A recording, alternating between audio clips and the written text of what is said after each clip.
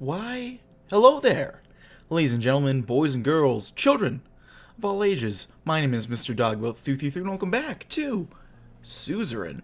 Now, in the last video, let's take a look at what we did. We attended a funeral of a big communist, we denied a bunch of bribes and corruption, and we started working on some economic improvements, some construction contracts, and we closed the consulate from Roomberg because they decided to be bunch of dinguses and decided to mess around with us. But as a wise man once said, fuck around and find out. So they found out. So let's check the news. School poisoning and rival. Oh no. Women to stand up. Questioning socialist education. Upcoming government budget changes. Looks like we get to work on the budget soon. And then Van Horten's blaming Volksland for missing fishing vessel. Very well. Let's see what's going on. Lack of hospitals in Narbel. Hospitals overburdened, unable to respond to the needs of the citizens. Claim about month-long waiting lists for terminally ill patients. Top capacity issues. Facilities are still using outdated technology. That's not good.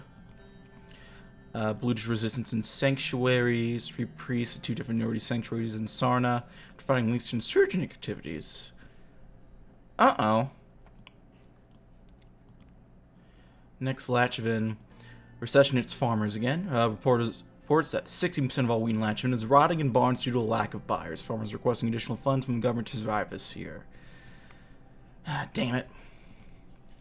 Young swords and NFP flags burned.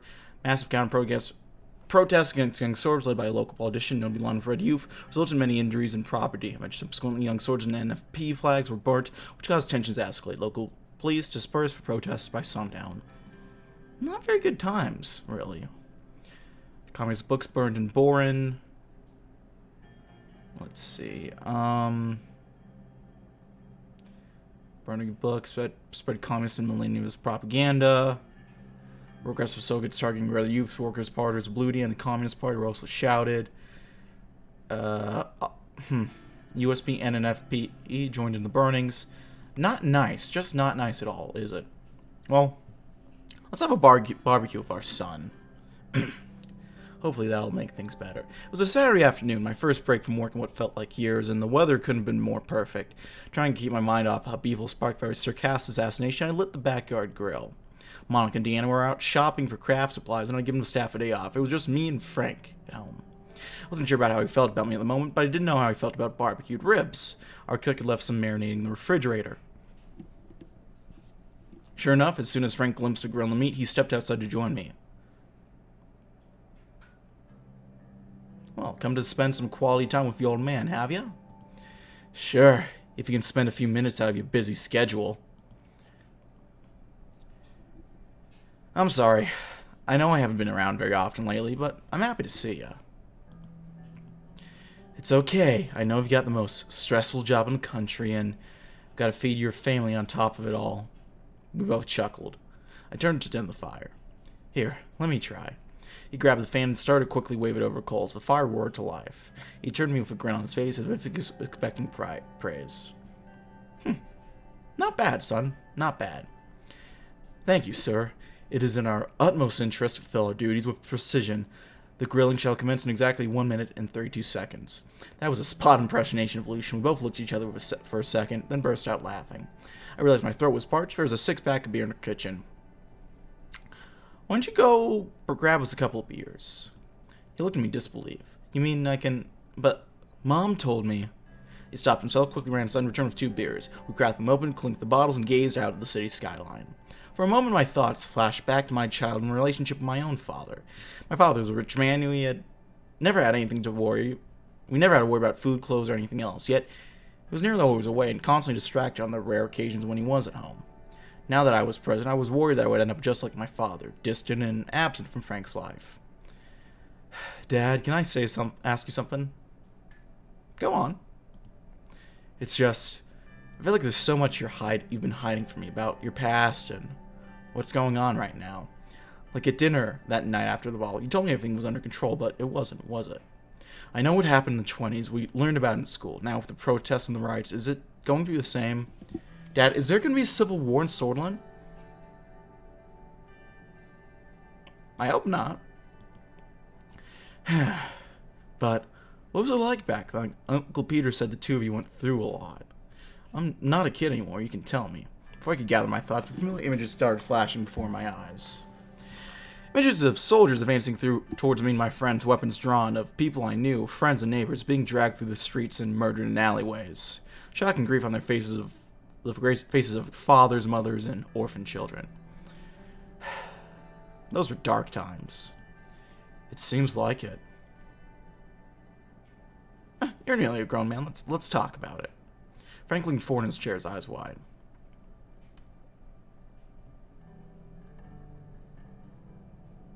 Tell him about the Civil War. It was right after I met your mother. We'd both joined the same political debate group to push for change after the coup of 27. But over the next year, the state of Swordland deteriorated. People started picking sides, and I tried to stay away as much as I could. Then one night it happened. Two different factions in the army, one of them led by fascist General Lutheran, the other by socialist General Ricard, started fighting against each other. It was a bloodbath. Nowhere was safe. Frank shifted in his seat, visibly uncomfortable. I stayed out of it. People organized protests either for or against Ricard. I heard about the clashes the next day. Many of my friends were shot or arrested. I isolated myself for months.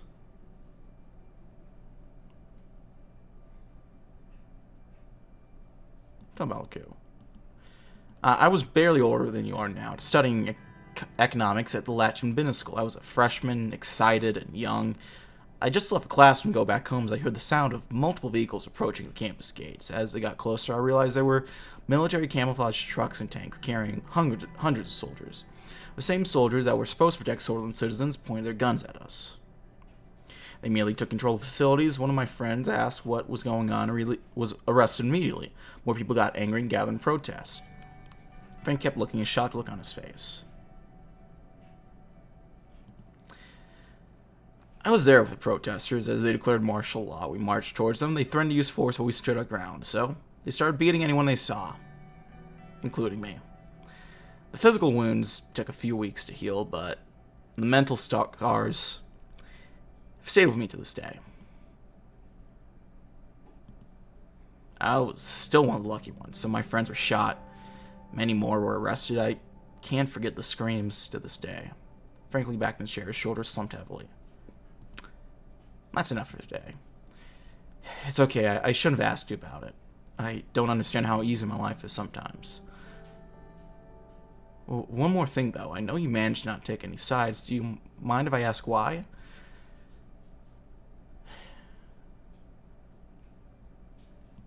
I didn't want to be part of the violence. Frank raised an eyebrow. His curiosity still not satisfied, but since my reluctance go on, he simply nodded. Sorry for bombarding you with questions. I know I complain sometimes, but my problems are nothing compared to what you went through. Well, I'm here to listen to them no matter what they are. Before Frank could say anything else, I heard the front door unlock. Deanna and Monica's voices and the sounds of rustling shopping bags fill the house. Alright, I'll be upstairs until dinner. Frank went in and dashed upstairs. Took a long sip of my beer, looking at the city and the now setting sun. Hope that talking to Frank about my past had been the right decision. Part of me felt as if some sort of burden had been lifted. But I had the same nightmares again that night. Check the news again. We got 70 dead. Football all postponed due to protest, and then, yeah, undemocratic elections. I get it. Let's see. Many members of the being led by Andrew Clavin, former swing, clarified demands for government and party Congress. For upcoming constitutional reforms, Clavin stated that without ministry reforms, they wouldn't be able to stand by with a new reform package. Then we got, let's see. Industrial outputs in Warner are 12% lower than last year, requesting additional support to improve their industrial capacity, including machinery and personnel, to combat the downward trend. Construction of several new factories in Morna, the mayor stated his belief that an economic upturn in the city is still possible if government investments succeed. Let's see, set to lose another 2% of industrial output next year. Recent data from the municipality suggests an investment worth several billions of SR will stop the downward trend, increase the industrial output in a short amount of time. Might be a good idea to send some money there. Let's see. Ward C. Protest. Used for keeping political prisoners when the riot. When Warren was killed by a blue political prisoner, 4 guards and 21 prisoners died. 134 were injured. Jesus. Well, let's visit Narbel. I was traveling to the snow-covered city of Narbel in the Nargis region for the Rural Development Forum organized by the Ministry of Health and the Ministry of Education. The mountain city of Narbel had its gritty tones to it. It's mostly regarded as one of the poor cities in Sordland. Its people were hardy and wary. Even after the discovery of natural resources in the area, years of neglect by the central government were apparent on the buildings and general infrastructure. Natural resources, namely gas and oil, were now under the control of Gassom, which elevated the corporation to a place of power. My task in this forum was mainly symbolic, fake smiles and handshakes with oil barons, meeting with local politicians, but most importantly of all, to make sure that Narbel does not feel like it was forgotten by the government. The scenery so far, however, was a reflection of Narbel's neglect. Main roads to the city were not maintained well. There were many bumps and empty, discolored spots in the asphalt. Navigating and swerving to avoid the inconveniences, our motorcade finally started nearing the city. As if my discomfort from the bumpy ride was apparent to him, Sergei rolled down the partition window. "We'll be arriving at Hotel West in a few minutes, sir." "Thank you for letting me know." "Anytime. It's my duty." After a moment, Sergei started smiling his mustache. "What's that smile for?" "Sir, I just want to say, it's been great the last 2 months. As you know, my wife Susan recently gave birth to our son, sir, and now my daughter just started in a very good high school in Holsford." "That's great news, Sergei, and I'm happy for you." "I appreciate it, sir. Truly, I was worried that I wouldn't be able to afford a good private school if she scored less in the entrance exams. But I shouldn't have made my insecurity get to me. Erica outsmarts me all the time. I'm very proud to have a daughter like her." "Let's hope that Deanna will grow up to be like her mother someday." "I'm sure she will, sir. After all, she's a daughter of a lion and a lioness. My daughter looks up to the First Lady for inspiration. It's not just limited to my daughter, sir. She's an inspiration for almost all women in the country. But at the same time, it must be hard for the First Lady as well. All this attention, adjusting to this high-profile life, a husband that has great responsibility. It's hard for both of us." "Must be, sir. We sometimes forget the important people in life between all the responsibility and rush. You know, those we care for." "I agree." So he continued after a moment of silence. "Have I told you, sir, we named my son George. The doctor says he's very healthy, and thankfully so is my wife." "Why'd you want another child?"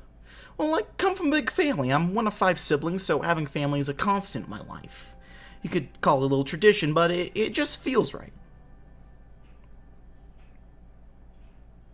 "Well, traditional or not, if it's what you want, that's all that matters."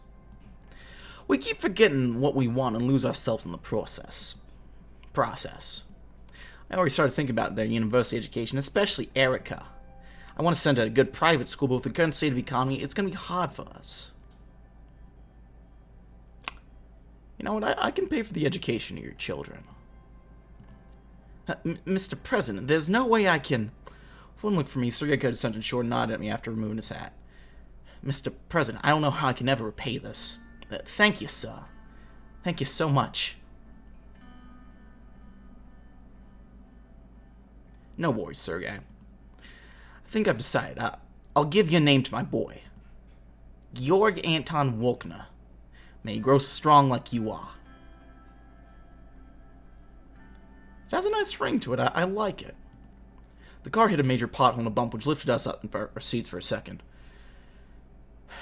"This is unacceptable. We need to invest in the infrastructure here." "I agree, sir. We need to drive back tomorrow." "We still need to drive back tomorrow unless you use one of those new helicopters." The motorcade began approaching the hotel. The Hotel West was supposedly the best hotel in Narbel. The large 45-story main building was undoubtedly one of the taller and more expensive buildings in the city. It towered over the nearby slums and had been a target for protests when it was first built. A crowd was gathered from the hotel with a welcome committee in its center. As we approached the red carpeted entrance, I could see the mayor of Narbel and his top aides. Sergei got out of the car and opened the door. That was respectfully and gestured towards the entrance. Thank you. Have a good day, Mr. President. As I soon left the vehicle, the fresh air of Narbel filled my lungs. Almost immediately, everyone present in the crowd flocked over me with an excessive display of courtesy, smiles, and handshakes while I donned the mask of a politician, a mask I was very used to. I have a personal wealth decrease, but not everything is about money. Young sword suspected of terrorist attack. Let's see. 1646, terror attack occurred in the Vizor City Center during a rally by the left-wing CSP. Suspected working with young swords and another organization connected to them opened fire. 70 people killed, including the attacker who shot himself afterwards. Rifle was used by a newsstand. Police are now wary of this attack, and all newsstands will be inspected by the police and during crowded rallies.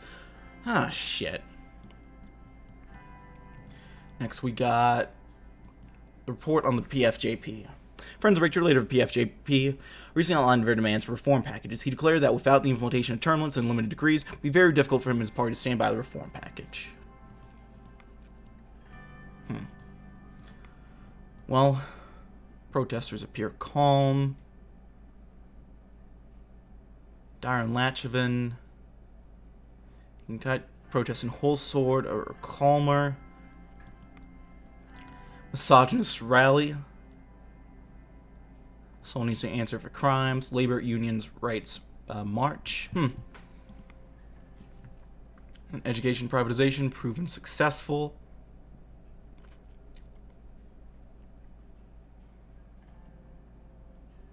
Interesting. Well, I arrived at the meeting for my talk with CR and Pascal. Before the meeting, I took a moment to appreciate the view from the balcony. The mountains of Narbel were completely covered by snow. While I was mesmerized by the scenery, Pascal Benawal walked up to me. My Minister of Health was ironically somewhat portly, having gained a few pounds since his breakthrough as a best-selling writer, but his authority on his social affairs cannot be questioned. Such a spectacular view. Ciara Walda, the Minister of Education, joined us on the balcony, dressed in a sky blue pantsuit. Her preference for trousers and overdress has made her the subject of much palace gossip, but didn't seem to bother in the slightest. Spectacular indeed. But if you look at the opposite direction, you will... I'm trying to get her voice right. I don't want to do Irish, because I already did that for someone else. You'll see what souls decades have neglected to the city. Most of the people living in Narbel are workers, farmers, and their wives and children. They're breaking their backs for close to no pay, all thanks to greedy corporations. My intention is to help the working class. Oh, yeah. I'm glad we see eye to eye on the issue. If you look past the view, you can see the real problems. Real problems like poverty. Pascal nodded gravely. This was a subject he knew quite a bit about himself. His best-known books were about the plight of Sortland's less fortunate, drawing from his own past growing up in squalor. Well, but Miss Felda, I don't need to tell you about my own experiences with poverty. I'm sure you have similar stories, am I right, Mr. President? We've all gone through difficult times. True, but some lives are more difficult than ours. Like ours was, and still is for hundreds of thousands in Sortland. You don't have to be poor to sympathize with the plight of the impoverished, much as you don't have to be born a woman to recognize Sortland's need for parity among the sexes. Parity among the sexes shouldn't be the first priority. Look at how many high-ranking female politicians our country has. Appearances can be deceiving, Pascal. Her voice sounded bitter. Think about how Lilias Graf got to her position. I don't necessarily believe the rumors about her and soul, but she could never have risen so highly if she didn't parrot his cause. Gloria Torley, is it such an accident the first female assembly speaker is such a staunch conservative? And then there was Alfonso's habit of promoting women to prominent positions to give Sortland a progressive sheen while accomplishing nothing in reality. While the government women in places like Narbel deny any opportunity to advance, the government can use a handful of female politicians from wealthy families, myself included, pretend that the only obstacle to succeed is their own lack of initiative. Meanwhile, those of us who don't use our clout to help powerful men stay in power, denigrating angry spinsters. I ask you, Mr. President, does anyone care that your strategist, Mr. Glade, doesn't have a wife? Hey, let's leave Lucian out of this.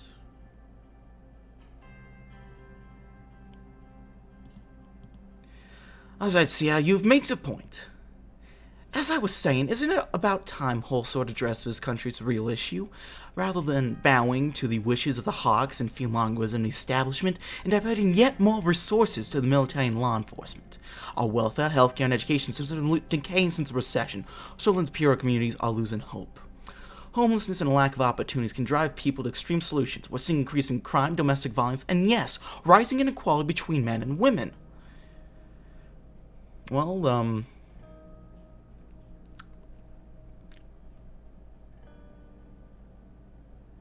these issues must be tackled in different directions. We need to gauge it holistically. I'm planning to help by using increased budget to improve the quality of healthcare. That could prove useful, but we still need to be doing a lot more. Education has similar issues. There's another subject I want to mention. I've been working on improving the rights of workers in our country, propose a draft bill that is currently being reviewed by our party.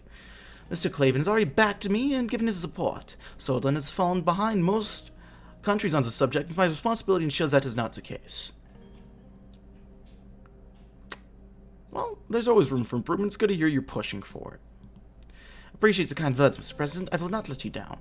It's also a matter of life and death. Every decade we hear of some horrific accident due to employees' disregard for their workers' safety.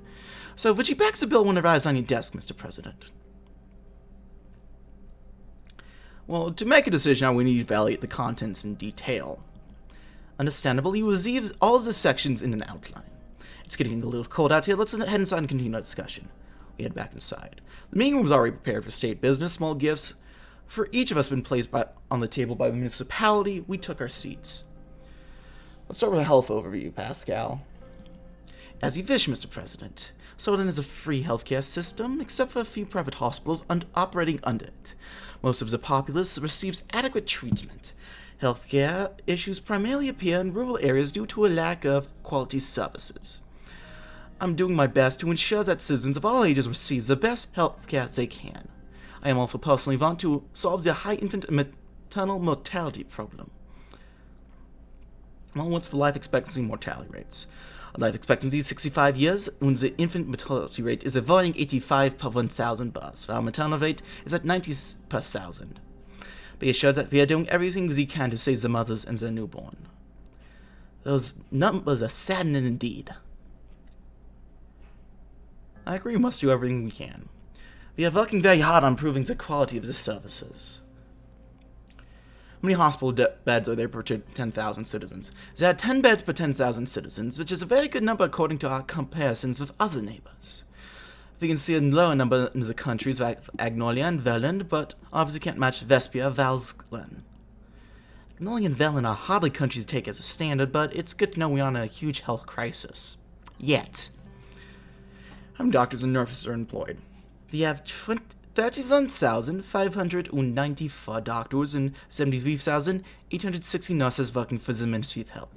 This is a high number, but I think I don't want to be rude, but out of those numbers, how many in the urban and rural areas? Pascal? The data shows that per 10,000 people in rural areas, there are about 11 doctors, around rural areas, there are only 3. Treatment time is still too high due to a low number of doctors in rural areas, which barely getting proper coverage. Thank you, Pascal. Your in-depth briefing is much appreciated. Tell me about the education system. With pleasure. Swedish education is free, but we have a very outdated system that I want to reform. The other important issue is the lack of access to education in rural areas, especially for young girls. Administration has the power to solve both problems. My highest priority is to get enough funding to be able to build schools in rural areas while cleanse our education system of its nationalistic indoctrination and sexist teachings. How many students and teachers do we have? Currently, there are about 5 million students, 3 million in primary, 1 million in secondary, and 1 million in tertiary. There are 155,316 teachers. Sutherland is full of young and bright minds. It is indeed full of potential. I think there needs to be a change in the way of thought. We should help children to question and educate themselves. What's the literacy rate? The literacy rate in Switzerland is at 80%. This is a very good indicator of future growth, but needs to increase. It's also far lower among girls than boys. If I remember correctly, the most elite areas are Belgia and Ageland. That's correct, although Latchman skews with statistics for the Naugus region, which also has a vast number of illiterate citizens. This underlines my point about lack of access to education. Differences between urban and rural education.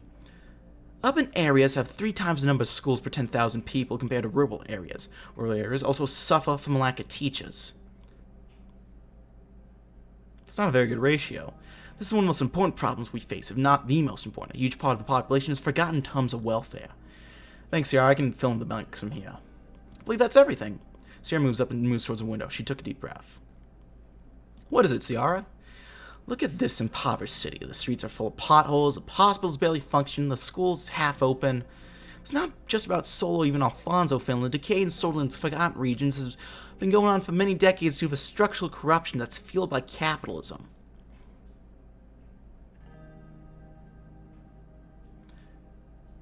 Well, let's not get into an ideological debate. Let's focus on the issues. One cannot be separated from the other, Mr. Rain. The issue stems from the ideology. Sarah sat back down and sighed. One way or another, we need to transform. Greed and unchecked capitalism will not magically provide for the people. Tell me about your plans, Ciara. My plans require an increase in the government budget. I aim to solve the problem we highlight with the allocated money. By building schools in these less fortunate rural areas and through fundamental changes into the education system, I'll unlock the potential of our children, boys and girls alike. Improving the situation in rural areas is indeed a good idea. The investment would be the future sword. Imagine the untapped potential of the youth unlocked, the knowledge and wealth they will generate. Funds of promotion of private education create additional funds? Yes, but at what cost? I'm not a supporter of the private sector in education, because at the end of the day, they're focused on profit first. What are you working towards, Pascal? I personally want to improve the low quality of healthcare in the rural areas. So I've created draft plans to increase the salary of doctors and to upgrade the equipment of the hospitals. I can do more with an increased budget. Additionally, a privatization plan to promote private investment in the healthcare system could allocate extra funds.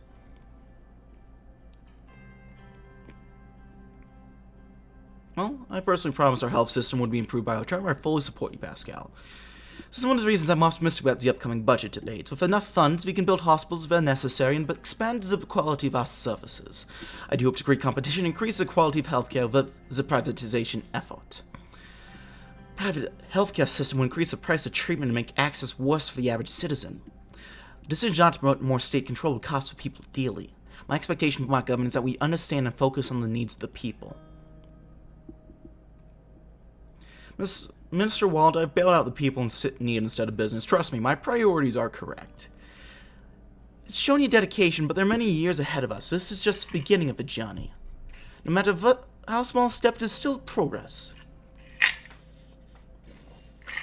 I think we've covered all the necessary subjects. Thank you again for your time. I hope we don't repeat the same mistakes again and again. Have a good day, Mr. President. Ministers left and I attended the other official business in the city. The weather was relatively cold, but didn't keep a group of USP supporters from coming out to cheer at us in the streets. Just by looking at the citizens' attire, it was easy to understand the current state of Narbel. Some were wearing clothes a few sizes too large, some of the kids didn't even have shoes. Yet there was still hope in their eyes. They were excited to see the president in their city. Well, there we are. Let's see what we got over here. Young Sorbus member found decapitated. Jesus, fuck. Found a decapitated body in an abandoned house where the victim was later identified as Kurt Leinka, a high school teacher member of Young Sword's Cultural Center. The victim was covered to be tortured with hot iron rods before his tongue was cut out. Police suspect Red Youth responsible for the incident has not been made public. Yikes. Meanwhile, Morbel mine disaster. Coal mine collapsed and Morbel emergency response teams were dispatched. Immediately due to the sheer size of the disaster, additional manpower and supplies were requested from nearby cities. Initial investigation showed that underground fires started due to neglect in working situations by the NAM mining group. Current death tolls at 82 and counting. Worker rights bill near completion. Proposed by Clavin, supported by Minister of Health Beneval. It's being prepared for first draft review. Voices from labor unions show strong signs of report. Session dedicated to the bill assembly proved contentious. People that form the backbone of the storage economy will finally be protected by extensive laws. NFP and reform. It stands today that the NFP is completely against any threshold reform, specifically emphasized that it would lead to unwanted elements entering the party. He's outright against any changes of 10% threshold. Okay then. Ban youth organizations. Investigation of the influence of young Sorbs and Red Youth organizations, the post-assassination arrest has concluded. Both organizations haven't officially organized or called for legal action, but several low to mid-level leaders from both have links to insightful actions that led to deaths, injuries, and instability. This allows us to ban the organizations. We won't, though. We'll just let it be. Ooh, so we have a draft, finalization of drafted constitutional changes. So walking to my office, since today was a day to edit and make the final changes of the proposal to change the Constitution of Swordsland. Form committee finally bore tangible results, and the draft of the changes were about to be presented to me. I walked in the marble corridor of a palace, thinking about the huge decisions I was going to take. My entrance from my Secretary Livia greeted me. "Good morning, Mr. President." "Good morning, Livia. How are you today, sir?" "I'm perfectly fine." "Good to hear." She paused before taking my coat. It looked like she had something on her mind. "Mr. Rain, can you give me a hint about your reform plan? If you ask me, taking away the judge's immunity is long overdue, but it might anger a lot of people in these halls." "I've taken that into consideration." "I hope you'll keep me informed. I'll take your coat now." Livia left to hang up my coat. I entered my office and sat down. Not long after, Peter, Lucian, and Nia arrived. "Good morning, everyone." "Good morning, Mr. President." "Good morning. Time to finally get this proposal going." Peter placed the draft in front of me. "After your modifications, we will be starting the process." Well, let's start. So, according to Articles 77 and 82, the President may veto a bill by returning it to the Assembly with a written statement. The articles do not contain any information on how to override a veto. As a consequence, the President has an absolute veto power that cannot be overridden by the Grand National Assembly under any circumstances. So, you can either remove vetoes outright or limit the vetoes. We're going to limit the vetoes. I don't want to give a blank check outright, but we'll limit the vetoes a little bit. So we got that. According to Article 5 of the Constitution, amendment may be proposed by members of the Assembly with at least 150 signatures. A two-thirds majority in the vote in the Grand National Assembly and a simple majority of the Supreme Court is required for this amendment. As a consequence, the Supreme Court, which is not part of the elected legislative branch, has enormous power in the amendment process. Remove the Supreme Court's vote, so a constitutional amendment will not require the vote of the Supreme Court. This will remove the judiciary's legislative powers. They'll sort out the constitutional amendment process from here. According to Article 17, the President of Swordsland is not responsible for the actions performed in the exercise of presidential duties, except in case of high treason or violation of the Constitution. In such cases, the President may be impeached by the Supreme Court in joint session, with an absolute majority of its members. Therefore, the impeachment process only includes the Supreme Court, and it gives them the great power over the executive. We'll make it so the Assembly can impeach. The President may be impeached with a two-thirds majority vote in the Grand National Assembly. I don't think it matters too much, as long as you don't make it that the President can't be impeached. I think it'll be fine. So, appointment of ministers. According to the Constitution, the President appoints the ministers to the Grand Council of Ministers from elected members of the Assembly. This requires no confidence vote through the Grand National Assembly.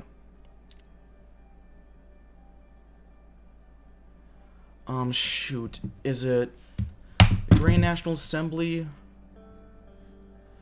The confidence votes they want, or the National Assembly nominating the members? I gotta pull up my guide real quick. I almost had I had it on the Discord, but I just gotta pull it up on my phone real quick.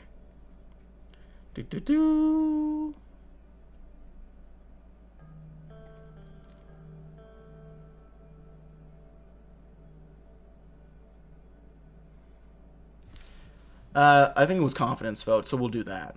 Yeah, it says confidence vote here. According to Article 50, political party needs a minimum of 10% of the total national vote to win seats in the Grand National Assembly. The votes of the party Users who pass the threshold are redistributed proportionally, meaning the USP, which currently holds the lead, would be the main beneficiary. We're not going to change that because that's going to upset the conservative wing if we do anything. We can... There are 3 points that they aren't okay with almost no matter what. They can accept one of them potentially, but if there's more than one, I don't think they'll support it. So we're not going to change that. According to Articles 18 and 51, the President is able to issue decrees on social, political, and economic issues that would carry the force of law. They could not contradict the Constitution or are subject to judicial review. Therefore, the President may issue decrees on many subjects without going through the Grand National Assembly. However, the Assembly may pass legislation on the same subject to override presidential decrees. We'll go ahead and do Enabling Act for decrees. The President will not be able to issue decrees that would carry the force of law without an Enabling Act to form the Grand National Assembly. According to the Constitution, the President shall be elected for 4 years. However, there's no mention of a term limit, allowing one individual to be able to run, be elected, and serve as President without limits. We will go ahead and add 2 term limits. No person shall be elected to the office of President more than twice. The Constitution gives justices of the Supreme Court total immunity and describes no procedure of impeachment, making them untouchable of the other branches of government. Let's change that. Supreme Court justices may be proposed to be impeached on the legal grounds of constitutional behavior. A valid impeachment proposal required 2/3 majority decision of the Grand National Assembly to impeach the individual justices. Article 99 of the Constitution defines the Member of Honor title, its appointment procedure, as well as the rights their members may exercise. A member of honor has absolute immunity and is considered to be a permanent member of a Grand National Assembly. They are given control of their own personal security team provided by the state's presidential guards. A member is also eligible to live in a special private residence provided by the state for free. The only person who holds this title is Tarkin Sol. We're going to abolish the honorary membership. Article 99, the Member of Honor title, will be removed from the Constitution. I think we're done. After making the final changes to the proposal, I showed it to my team. They were changes and discussed among themselves. Lucian spoke afterwards. Looks like the amendments are ready to be proposed. Any comments before we proceed? I will say that I do not agree with the new law that gives the Assembly the power to impeach the judges of the Supreme Court. I'm also against the Chief Justice and his obstructionist behavior, but even if we get rid of all of them, the new judges will be less independent with this law. They'll be scared to go against the administration when it's needed. They'll need their protections to do their jobs, otherwise the new ones will be pawns just like Sol's old gods. But it's more important that we get rid of the old gods, Miss Morgana. After the obstacles are gone, we can strive to make it better. However, you gotta be careful, Anton. I'm sure you'll be fine, but with all that's happening out there, we need to prepare against these threats one way or the other. I appreciate the feedback, Peter.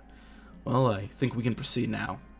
I will personally work on the wording of this proposal with my hand-picked legal experts. With Miss Morgana's reputation as the most experienced attorney, the proposal will be bulletproof. Chief Justice Orso will have a hard time convincing others to oppose it. In the meantime, you must introduce a proposal to our party. You will need to get them to back us if we want to pass the Assembly. Sir, I advise you to first talk to leaders of both conservative and reformist wings of the party. As far as I'm aware, Mr. Clavin supports the reforms already. Miss Toy will be the real problem. She became the real heavyweight after we left for the executive. I'll handle them. Of course. Don't show any weakness, sir. Be prepared to reconsider the proposal if it comes to that. Thanks for the advice. We wish you good luck with the party, sir. I think we can end the meeting here. We all shook hands and they left the room. Well, there we are then. The report from Wholesword. Vector report that, along with Glad, the committee has started working on the written aspect of the package as per the needs outlined previously. They'll soon get the legal team involved to complete the writing process. We need 150 signatures from proposal has started to be collected within the USP. Benfeast Festival is coming up. Richter's victory over Rain.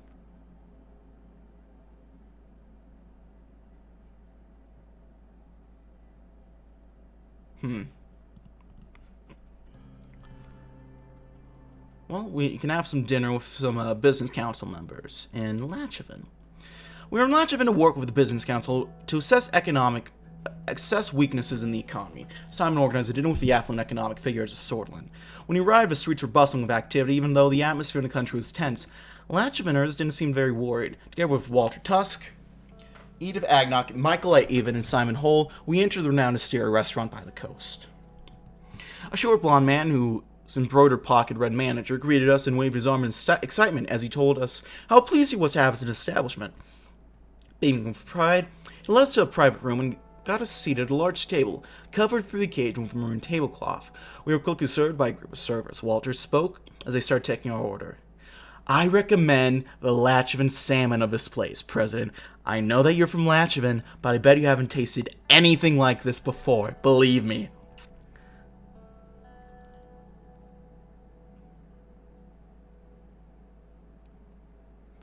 I'll take the salmon, then. I ordered Latchvin salmon for the main course. The servers took their notes and asked me about the second dish. I'll take some salad.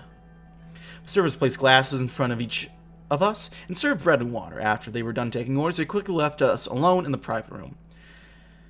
Mr. President, I didn't have the possibility to thank you for coming today. Your presence means a great deal. Indeed, sir. It's an honor to dine with you. It's great to be here with the members of the Business Council. We should thank Simon for organizing this meeting. Well, no need for that. I hope everyone enjoys the evening. Simon gestured at the expensive-looking red wine bottle that one of the servers just brought to the table. Mr. President?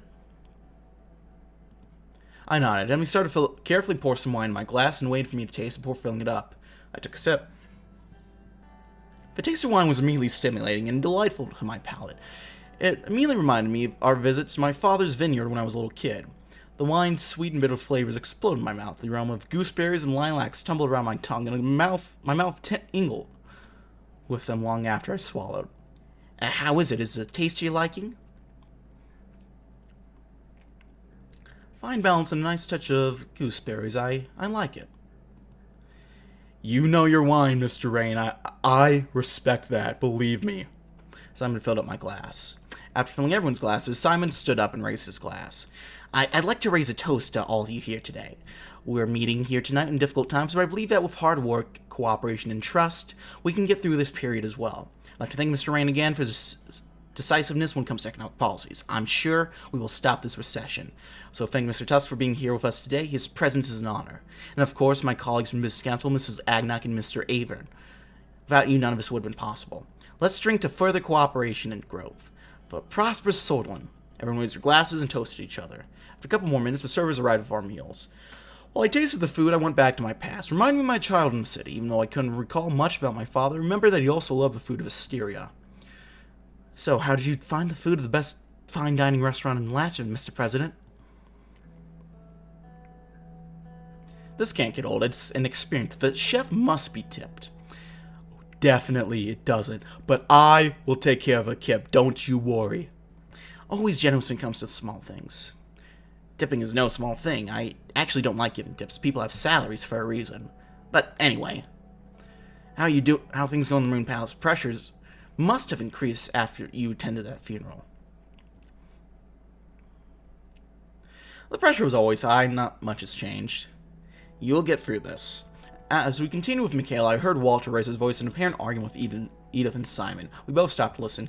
Arcadia knows the right way of doing business. Their approach to the world is real and raw. I prefer that cutthroat approach in comparison to the niceties. Well, I mean, it's a nice country to visit too. I've traveled there often on business trips. Their attitude on all countries are nice to visit if you have the cash. Certainly not all. Half the globe isn't worth our time nor attention. That won't change until profitability increases. Walter's classic absolutes, but I do agree with your investment-wise. There's only such good with countries that guarantee a return on investment. Talking of which, we are preparing to visit to Agnoli and Velen, where we will meet the governments and to settle our trade negotiations. Make sure to lay a good foundation for negotiations to start on. Our talented team is led by Mr. Whiskey. His wealth of knowledge and extensive connections will aid our endeavor. By the way, I saw the construction of the highways already started. I have my concerns about the company, but I hope they do a good job. I expect the project would bring new investment to Agnolia. The mood is already becoming positive. I have to congratulate Mr. Rain for starting such a massive project. Thank you for your support, Mr. Raven. Of course. Mr. also deserves credit, of course, our great economic minister. Is there a joke coming? Why? I thought you said you were great at economy. I've heard you've bought a new villa, Simon. I don't comment on rumors, but I'll make an exception since we are among friends. It's true. Ooh. You're doing a great job, so you deserve it. He is one of the hardest working ministers in the government. He has surely deserved it. I couldn't agree more. But talking about rewards, it is a fact that the government pays far less than the private sector. That's true, but that was a change made on purpose to push for improvements from the inside. Edith, who was sitting to my left, gently put her hand over my arm for a few seconds. Come now, let's not talk about finance or politics for now. We came here to relax. She turned to Walter and Simon. Isn't that right, gentlemen? They nodded at her and took a sip from their drinks. She slightly leaned towards me. So, Mr. Rain, why don't you tell us what's behind that strong character of yours? I've heard your father was a very wealthy man. Would you say that contributed a lot to your success? Well, we had money, but we weren't happy. I learned a lot about life thanks to my absent father. I'm sorry to hear that. I've never met your family, Mr. President. How are they doing, if you don't mind me asking? We're doing great. We have no problems. That's great to hear. Your son makes me very proud of you. Family is everything. My advice would be to make sure that Frank has a solid relationship with you. He is your future after all. I'm trying to be my best to be a good father, and he seems to be somewhat introverted. Wish that was my son's greatest problem. Darren seems to be doing fine. I saw his yacht party in Benfey made the local news. The rascal didn't even ask for permission to use a yacht and just took it. He basically stole it. Good news is that I finally convinced him to go to university. We'll study economics in Latchman Business School. That is a good choice, believe me. Having a degree in Sortland separates you from the rabble, and we especially need more people who understand economics.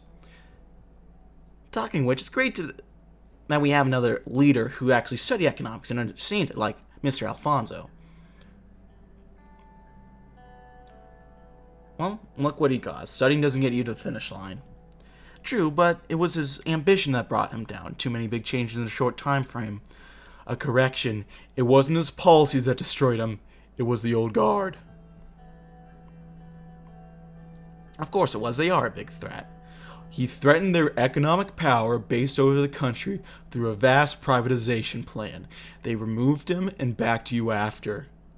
Walter, stop with conspiracy theories. I think we've had enough drinks. Everyone was quiet. After a long silence, followed by some chit-chat, Walter ordered a bottle of whiskey. That's one good-looking bottle. The waiters brought one of the finest Arcadian whiskeys. It was time for a toast. Simon, would you give a toast again? Sure. Simon stood up. He seemed to have a slight issue with his balance. May the wheels of fortune always turn in our favor. The future of abundance awaits us. Cheers to that. I think it's time we call it a night. Edith stood up. Most of us were all about a little tipsy at this point. I want to thank you, Mr. President, for joining us and you, Simon, for putting this all together. I thank you all for being here. It was great. Thank you. Thanks for being here. After being our farewells, we slowly walked out of the restaurant.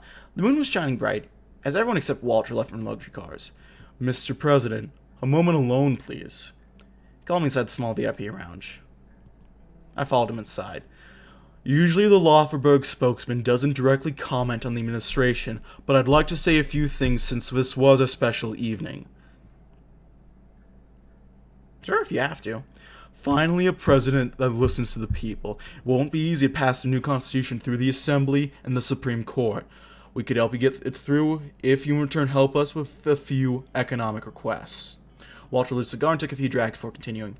The consensus is that we see eye to eye in the economic direction you have taken by promoting a market economy. I'm glad the group is supportive. There are many who put their trust in you. Walter smiled. He looked me in the eye. You rejected our previous discreet offer to pick Underhall's instruction for the execution of the first mega infrastructure project. This action has led to disappointment in the group. We are aware of the upcoming tax meeting. It would be a step in the right direction if private corporations would get a tax cut.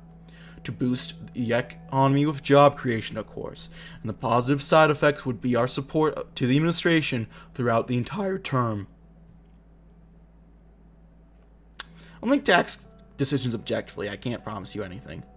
Oh, let's not be too hasty. The recession will end if Lotharberg is on your side, Mr. President. Why can't we all just be friends? I don't think so. I have other plans for the economy. That is a shame. I did offer you a peach branch, believe me. Either way, Mr. President, we are here and always ready to work with you if you change your mind. Don't forget that. I don't think about it, but not now. Walter left and Sergei came to pick me up. I entered the car. We drove to a residence in Lachevin. Sergei took the seaside route. Well, there we go. Car bomb attack. No casualties or injuries. What is this, Northern Ireland? Cars were good for time bomb. No perpetrator has been found connected to the incident. For investigation or ongoing, details not been shared with the public. Marble mine disaster. President meets with business council. Bill on the rights of workers being drafted. School poisoning connected to Blutish woman. Oh, fuck. Sentenced to 60 years in prison. Connected to the band Blutish Freedom Party. Huh. I hope it's not connected. Okay, we have budget allocation. The preparation for the government's budget were finished. Most of the cabinet gathered in the White Room for the important occasion. Nearly half a year had passed since my inauguration. The cabinet looked overworked. Welcome, everyone. It's great to see you. Hello, Mr. President. Sadly, Peter Vector and Gus Major and David Whiskey couldn't be attending this morning. They're working on the upcoming trade agreement with Velen and Agnolia. May the Lord be with them. Did you just roll your eyes at me, young lady? If I did, it's because religion has no place at a government budget meeting. I was merely expressing my wishes for a successful trade deal. Freedom of speech must be protected at all costs, must it not, Miss Morgana? Actually, in this case, I agree with, Miss Walda. Sarah flashed her an appreciative smile. According to Solon's laws regarding separation of church and state, she broke off as she noticed that Simon, Lucian, and Yosef were looking at the female ministers in stony silence. Ladies, let's leave the extraneous chit-chat for afternoon tea. I refrained from making a comment. Simon started loudly shuffling some documents around. All eyes turned to the Minister of Economy. Let's begin, Mr. Hole. Gladly. Today was a big day. We must prioritize our spending wisely in order to achieve the goals we set as a government. While maintaining enough political support, if I may add, promises were made during the election. There are three options regarding the budgeting of the four main branches of the government. It's either we increase, maintain, or decrease the funding. Increasing will result in improvement of the branches, which will unlock new policy opportunities. Maintaining will keep the funding, resulting in new visible changes, which increasing causes the loss of efficiency in that branch. Can we rely on the private sector to support us? I'm sure we can do that to a certain extent in some branches like education and health. Our universal healthcare system must be protected, not tainted by private greed or interest. We need to be considerate of making such grand choices that have ripple effects. We have to be careful as to what we fund so we have resources remaining for another investment project.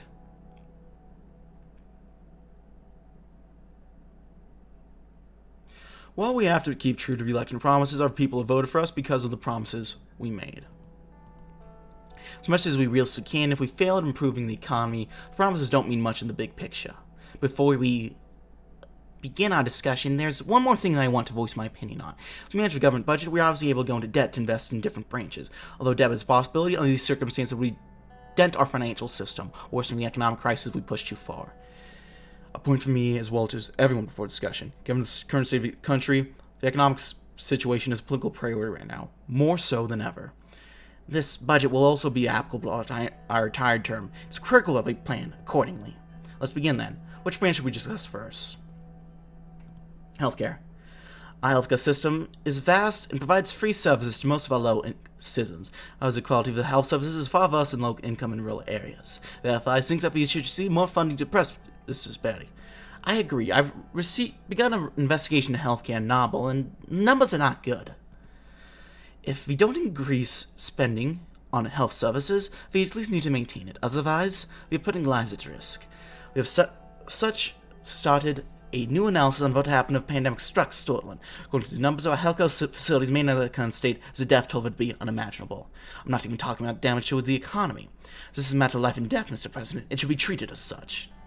Very worrying. On top of what Pascal said, we need to remember that we promised to vote on healthcare during our election campaign. And we need to follow through with our promise to the people. Education. Our education system is lacking, not only in funding, but also in modern curricular principles. Our outdated system is wasting our youth. That's the main reason I advocate two things: an increase of the budget to improve access to education in rural areas, and new education reforms. To be honest, Scotland's lacking in compared to Acacia and the United Kingdom when it comes to education levels. Backbone in countries' people, we need to protect its futures. We need to ensure the new generation is as well educated as their counterparts in more modern countries. Nonsense. Scotland is still here because of the very system that you insult. How can you insult a system that teaches our sons and daughters the principles of national identity and pride? We won't be compared to other countries. Scotland is Scotland. I agree with Lilius. Scotland is Scotland. I agree with CR. It's time we invest in education and enact reforms. Law enforcement. I would like to have an increase in the funding of law enforcement, increase the size of the police force, and raise salaries. We have so many internal threats to tackle, and I'm already stretching my units far too thin with the limited resources allocated to me. Law enforcement is certainly a high priority. However, I feel tackling internal corruption is of far higher importance than increasing our political presence. Directing the funds to my department would solve the problems at its root. Corruption is still rampant. All the police in the world won't help us. We need a specialized anti-corruption police unit, which will create if the funds were directed to me. I agree with Miss Morgana. We must not reward a structure that is responsible for an ever-increasing number of human right violations. Additionally, corruption is the reason our government inefficiencies. It needs to be tackled. The police are here there to serve and protect the people of Scotland and Miss Walter. That's exactly what we're doing. More funding will allow us to take care of our police forces. It's quite a simple choice given the current state of our country. I agree with Nia. We need real solutions for the people. Real problems like corruption. So your opinions on the military. What is there to hear about? I've already voiced my opinion. Rurenberg is coming whether we like it or not. If not this year, next year. If not next year, the year after that. Mr. President, you and I have the shared responsibility to protect the nation from its enemies, and I intend to do so until my last breath. I will say this with certainty. If Rurenberg doesn't make a move against Scotland in 2 or 3 years, my name is not Josef Lancia. Josef was beginning to lose control of the volume of his voice. There can be no argument against increasing the budget for our army when there is an enemy on our doorstep, waiting for us to make one wrong move. Anyone who thinks otherwise is a fool. Mr. Lancia? Right. Pardon my theatrics, sir, but this is a serious matter. The future of our country is up to you, Mr. President. Well, he has an argument. The armed forces does nothing but eat away financial resources destined for the people while stoking fears of an upcoming war. The issue of Rurenberg can be solved diplomatically. What kind of a message are we sending to them and the whole world if we suddenly start ramping up our military budget? That we are ready to defend our nation, Miss Waldo. Exactly. Well, I agree with Joseph. Rurenberg is a real threat and we need to be ready. Actually, I do agree with Star. We need to be as diplomatic as possible. Very good talking points from everyone. Well then, time to make a decision on the budget has come. Consider with care, Mr. President. So I'm going to place a stack of papers on my table.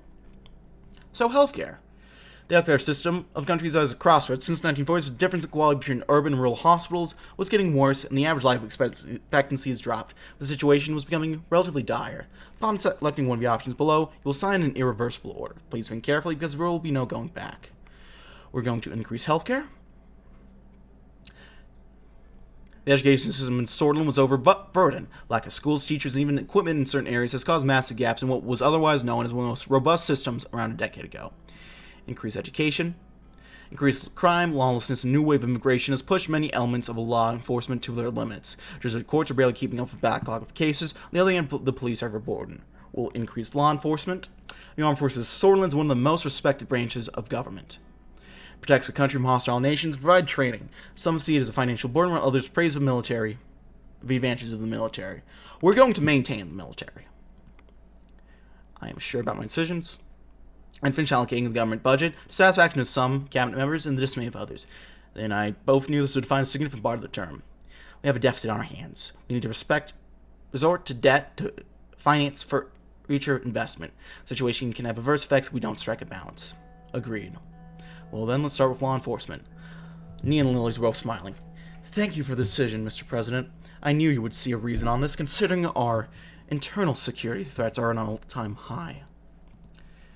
I still disagree with Mr. Graff as on how the money ought to be spent, but the increased funding is certainly a step in the right direction. Any statements on the matter, sir? I trust you to push the Ministry of Interior and Justice forward. We'll be working to achieve positive results in the coming year, I can assure you. We'll tackle the corruption of the backlog of cases head on. Let's hear the Ministry of Education. Chiara was eager to comment. The increase of funding is very welcome. Yeah.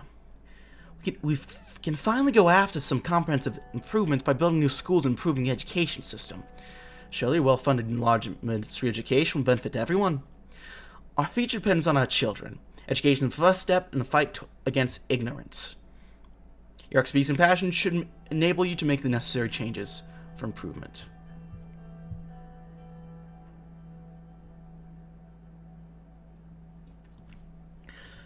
We'll be able to achieve many goals with his new budgetary resources. The military's next. Chiara certainly wasn't finished, but didn't interject. Yosef chimed in. It's a shame that the military won't be getting an increase. I'll have to make sacrifices to maintain our defense. Lucian seemed as if he was about to say something, but looked down at his notepad when Yosef eyed him. With your talent and expertise, you will overcome the issues our military faces. It will be hard to do so, but I shall find a way. It is my duty. Yosef leaned back into his chair. Let's hear from Mr. Benawal. Thank you, sir. The health budget increase will help me focus on improvements. Our people will be safer than ever. I'm also planning to tackle issues like the lack of rural hospitals and the recent varying numbers of maternal deaths. Welfare must be a priority for our team. There's no other way around it. Healthcare is very important for us, and as we move forward, it will improve drastically. It feels invigorating to have the weight of the government behind my cause. That covers all branches. Each minister will approach you with a respective policy, requests, and expectations over the next year. Thank you all for your time and participation in this significant moment. The meeting is concluded. Thank you, everyone. I appreciate your time and effort.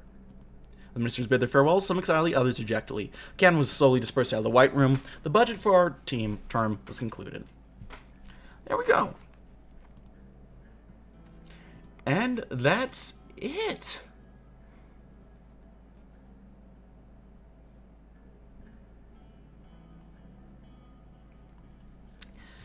Good enough wasn't too long. Let's see what we got. Improvement-wise, we have a relieved welfare system.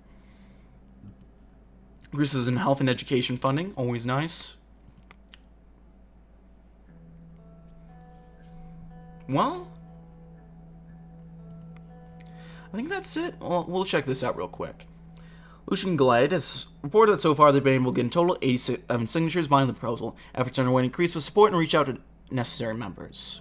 Well, we'll have to wait for that next time, because I gotta get out of here, folks. But thank you as always for watching. If you like this video, there goes my pencil. Leave a like. If not, feel free to dislike. Want to see more of this content featured, the sub button for uploads every weekday as well as occasionally Saturdays. If you have any comments, feedback, concern, leave in the comment section below. I really welcome comments I get and appreciate any and all feedback you may have for me. If you want to chat or play games, I have Discord. If you want to see me next one of the month, I have Patreon. If you want to see me do sort of live, I have Twitch. If you want to see me do non-gaming related stuff, I have a second channel, all of which are down in the description box below. That's really it for now, ladies and gentlemen. My name has been Mr. Dogwell333. I thank you for watching. We'll see you next time. Bye-bye.